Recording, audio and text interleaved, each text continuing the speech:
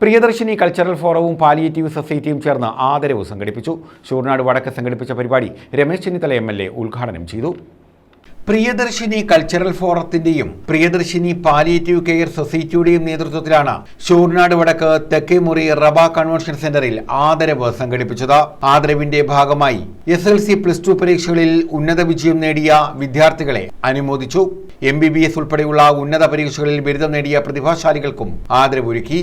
Ramesh Chennithala MLA ഉദ്ഘാടനം ചെയ്തു. ഞാൻ ഇങ്ങോട്ട് വന്നപ്പോൾ ഞാൻ ഇംഗ്ലീഷിലൊരു വാർത്ത ടെലിവിഷൻ ചാനലിലെ വാർത്ത കേൾക്കുകയായിരുന്നു. ആ വാർത്ത വളരെ കൗതുകമുള്ള വാർത്തയാണ്. എനിക്ക് ഇന്ത്യയിലെ IPS എഴുതുന്ന വിദ്യാർത്ഥികളെ പഠിപ്പിക്കുന്ന പോലീസ് അക്കാദമി ഹൈദരാബാദിലാണ്. ആ ഹൈദരാബാദിലെ പോലീസ് അക്കാദമിയിൽ ഒരു പെൺകുട്ടി ഒരാൾക്ക് സല്യൂട്ട് കൊടുക്കുന്ന ചിത്രമാണ്. അതിന്റെ താഴെ ഞാൻ വായിച്ചപ്പോൾ ഈ സല്യൂട്ട് കൊടുക്കുന്ന പ്രായം ചെന്ന വ്യക്തി SI ആയും CE ആയും DYSP ആയും മാറി SP ആയ ആളാണ്. അദ്ദേഹം സല്യൂട്ട് കൊടുക്കുന്നത് അടുത്ത കഴിഞ്ഞ സിവിൽ സർവീസ് പരീക്ഷയിൽ 3ാം റാങ്ക് നേടി IPS എടുത്ത IAS എടുത്ത തന്റെ മകളെയാണ് സല്യൂട്ട് ചെയ്യുന്നത്. ആ അച്ഛന്റെ കണ്ണുനീര് വരികയാണ്. അച്ഛൻ സല്യൂട്ട് ചെയ്യാം. ആരെ?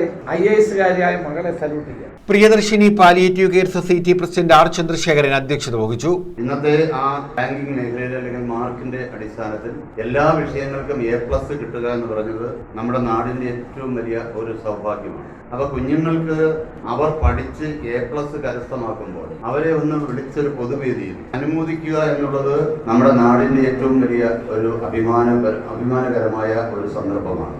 അതുകൊണ്ടാണ് കുഞ്ഞുങ്ങളെ A+ കിട്ടുമ്പോൾ അവരെ ഒന്നിച്ച് വിളിച്ച് നമ്മൾ ആദരിക്കുന്നു.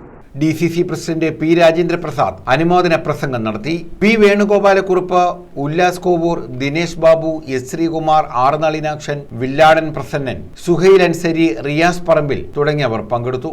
കുവൈറ്റിലെ തീപിടുത്തത്തിൽ മരിച്ചവർക്കുള്ള ആദരസൂചകമായി ദുഃഖാചരണവും മണ്ഡലം കോൺഗ്രസ് വൈസ് പ്രസിഡന്റായിരുന്ന പ്രാക്കുളം ബഷീറിന്റെ വിയോഗത്തിലുള്ള അനുശോചനവും ഇതോടനുബന്ധിച്ച് നടത്തി. News bureau, Chakkuvalli.